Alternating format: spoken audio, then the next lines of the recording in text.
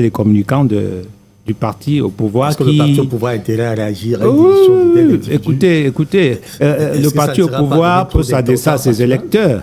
Le parti au pouvoir travaille à ce qu'une élection se passe en faveur d'un candidat, la démission de n'importe qui déduit par les intéressés. Quand vous avez un allié du Grand Nord qui pèse beaucoup dans l'échiquier, qui peut donner un mot d'ordre, non, le parti au pouvoir ne dort pas. C'est l'humilité politique. À un moment donné, il ne faut pas sous-estimer. Le parti au pouvoir devrait non, il ne dort pas. Bon. Il travaille parce que ça peut faire un effet boule de neige. De toute façon, les jours qui viennent nous diront. Ça, c'est clair et net.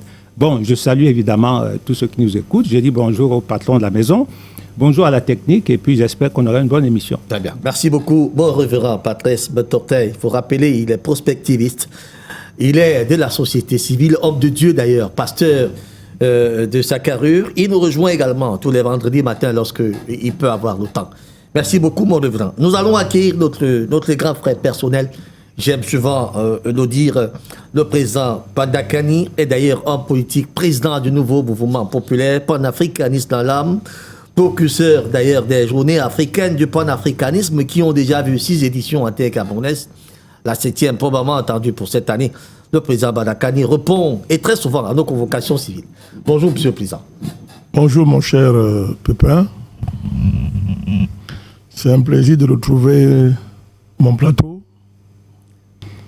et ce que j'appelle les miens.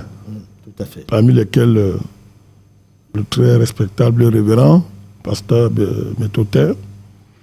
Je suis content de le retrouver. Ça fait un moment, on n'a pas fait un plateau ensemble, 1 ou 2 semaines, pour des raisons indépendantes de ma volonté et de votre volonté aussi. Tout à fait. Je salue le docteur Gilles Irénée. Je suis très content de le revoir. Très, très content. Ça fait un bail, hein. Très, très content de le revoir. Très, très content de le revoir. Vraiment très content. Je salue, à travers lui, je voudrais saluer tous nos amis là-bas, tous nos amis Tout à fait. Qui sont avec lui là-bas, de l'autre côté de la mer. Hein? Les histoires de Dom-Tom, là, ça, c'est pas nos affaires, ça. Dom-Tom, c'est un langage créé par la France, un langage dénigrant, rabaissant. Donc, il faut que lui réfléchisse à un mot plus approprié. Comme ça, nous, on va populariser ça. Dom-Tom, tout ça, ce sont des noms complètement marqués, tristement, qui nous fait évacuer dès que possible. Donc, à travers lui, je salue tous nos amis là-bas, tous nos amis.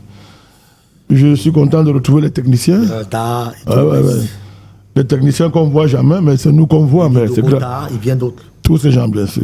C'est grâce aux techniciens qu'on nous voit. Je voudrais les témoigner toute notre reconnaissance pour les efforts qu'ils font pour qu'on soit à la page. Tout à fait. Et puis bon, je salue la maquilleuse, je l'ai retrouvée ce matin, notre chère Judith. Président Badakani. Elle a pris soin de nos visages. Et comme toujours. Ouais, voilà. Et comme toujours. Voilà. La magnifique Judith. Donc je salue tous les téléspectateurs. Très bien. Voilà, de Dash TV. Nous allons saluer votre retour l'année dernière, en fait, la semaine dernière. Un malaise vous a empêché d'être avec nous, mais vous êtes là ce matin. Je crois que pour le bonheur de nos téléspectateurs. Oui, tout à fait. Qui n'ont pas arrêté de nous demander où se trouvait le président Badakani. Je suis là. Vous l'avez vu, non? Je suis là. Très bien. Alors, président Badakani, moi, le sujet m'intéresse. Il n'y a pas que cette actualité du jour. Non, moi, ça m'intéresse. C'est ça qui. Comment à l'homme politique vous voulez lui enlever? Mais vous êtes un homme politique. Oui, mais Gilles n'est pas politicien. Oui, il n'est pas politicien. Le pasteur n'est pas politicien. Non, il n'est pas politicien. Bon, celui qui est le politicien sur la table, vous voulez m'empêcher de parler de ce sujet? Non. On ne peut pas vous empêcher ce sujet. Je ne suis pas parti de là, président Badakani. Je ne peux pas partir de là, président Badakani. Sauf que avant de vous interroger sur ces sujets, je vous en prie. Comprendre la fougue. C'est vous. Subissez à travers les réseaux sociaux. On ne peut plus ouvrir une page maintenant sans dire le nom du président Badakani. Vous avez fait quoi aux militants du MRSI? Ben, quand vous montez le chemin, quand vous montez la voie, c'est normal que les gens vous suivent, non? Je ne comprends pas ce qui se passe. Non, il n'y a rien. J'ai voulu vous poser cette question. Non, mais ça n'a pas commencé. Vous avez fait aux militants du MRSI? Non, on connaît la nature de ce parti et de cette mouvance. Dès que vous ne vous alignez pas sur leurs chansons, sur leurs pistes de danse, il faut vous abattre. Bon, et puis, le problème, c'est que on n'est pas manipulable. On a une grande expérience de la scène politique camerounaise. Bref, c'est nous qui montrons le chemin. on ne parle pas. Le pasteur, c'est qu'on jette la pierre sur un arbre qui produit des fruits. Et puis, c'est un arbre exceptionnel. Apparemment, nous produisons beaucoup de fruits. Tout à fait. Voilà, donc, ils sont à notre remorque. Donc, moi, je suis très... Au contraire, jamais je n'ai eu autant de publicité sans rien payer. Sans rien payer. Jamais des gens ont consacré l'essentiel de leur force à nous attaquer sans aucun argument. En dehors des insultes, en dehors de leur sauvagerie, ce sont des petits sauvageons, ils sont très sauvages. En dehors de leur violence, il n'y a pas d'argument. Le MRC doit former ses militants et ses cadres à avoir des arguments. On ne peut pas avoir pour ça l'argument politique, les insultes, la violence. C'est de la sauvagerie. Très bien. Donc, vous voyez très bien que, une fois de plus, je suis désolé. Ce n'est pas de notre faute si on est en avance sur eux. Et pour rattraper cette avance, il faut travailler. Ce n'est pas en nous insultant, en gueulant. Très bien. Ce n'est pas en faisant ce qu'ils font dans les réseaux sociaux. Ça ne m'atteint pas, ça ne nous atteint pas. Très bien, président Badaka. Ça a été le cas en 2018, vous le savez d'ailleurs vous-même. Tout à fait. Vous voulez corrompre quelqu'un. Est-ce qu'on oblige quelqu'un à militer dans un parti politique? Pas du tout. Le professeur Kamto nous a fait une offre, nous l'avons rejeté.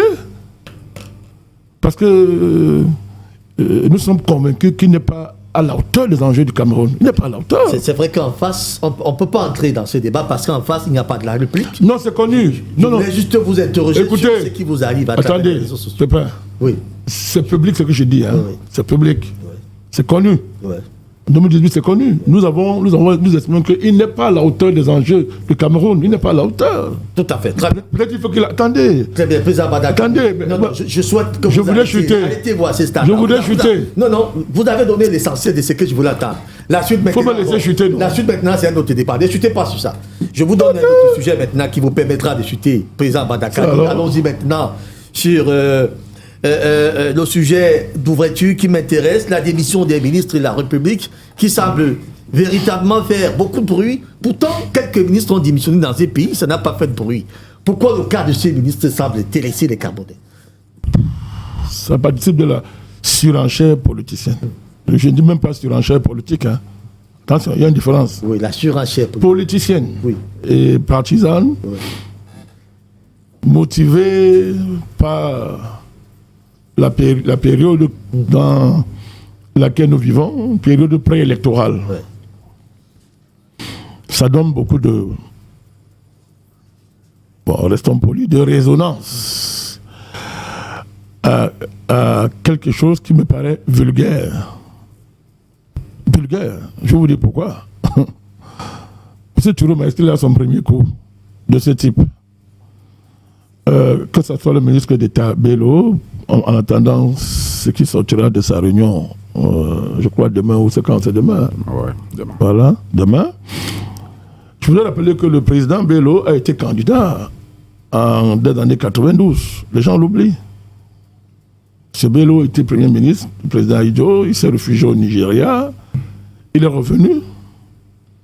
Il a travaillé avec le président Biya. Dès ce moment-là, il a fait un congrès. Attendez, non, je parle du président ministre Bello. Oui. Thuro, moi je viens après. M. Bello est venu, il a pris la tête de l'UNDP dans des conditions qui ont régionalisé le parti. Et il faut voir ce que ça veut dire. L'UNDP à l'époque était l'un des rares partis qui avait une envergure nationale, une certaine envergure nationale. C'était dirigé à l'époque par Feu Samuel Eboa. Tout à fait. Qui n'était pas n'importe qui dans ce pays. Quand M. Bello rentre d'exil, il régionalise l'UNDP. Il faut comprendre ce que ça veut dire. Au profit de qui? Du président Biya. On est dans la stratégie politique. Il est récompensé, on lui reverse tous ses droits d'ancien Premier ministre, etc. Donc, c'est une vieille alliance.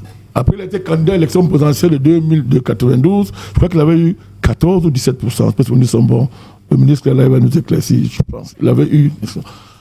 Après, il y a éclatement de l'UNDP. Chiroma et M. Amadou Moustapha créent la NDP. Exact. Il faut suivre ça, créer la NDP. Et après, tous se retrouvent au gouvernement. Avec M. Biya dans le cadre d'une alliance. Tout à fait. L'un chargé des missions, l'autre ministre. Voilà. Après, Chiroma va connaître une traversée des déserts. il va se battre bec et ongle. Pour créer ce parti. Non. Pour se rapprocher du président Biya. Le respect pour les fonctions qu'il occupe au Cameroun m'interdisent pour le moment de dire certaines choses le concernant. Mais je dis, il a tout fait. Pour se rapprocher du président là. Pour que le président Biya ait l'œil sur lui et le sorte de cette situation. La manière avec laquelle il a défendu le régime et le président Biya dans ses fonctions est à la hauteur du besoin qu'il a travaillé fortement dans le moment du désert. Aujourd'hui, il démissionne, mais pour nous là, ce n'est pas un événement pour nous, en politique. C'est un événement pour ceux qui attendent de telles démissions pour avoir une véritable stratégie politique. C'est un événement pour ceux qui pensent que le salut vient de ce type de démarche.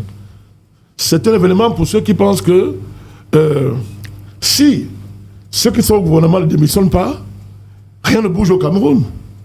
Je voudrais vous rappeler que ce n'est pas une stratégie politique en termes de changement, de véritable changement. Puisque si vous attendez des démissions de ce type, pour soi-disant changer le Cameroun, vous ne le changerez pas parce que ceux qui démissionnent, ils viennent là. C'est sur la base de quelle idéologie? C'est sur la base de quelle conviction politique? Puisque vous voyez très bien qu'il y a un problème éthique, il y a un problème d'honneur là-dedans. Vous ne pouvez pas travailler avec quelqu'un pendant près de 20 ans et vous dites qu'il est le diable après. C'est-à-dire que vous ne connaissez rien. Ça veut dire que vous n'avez rien fait à côté de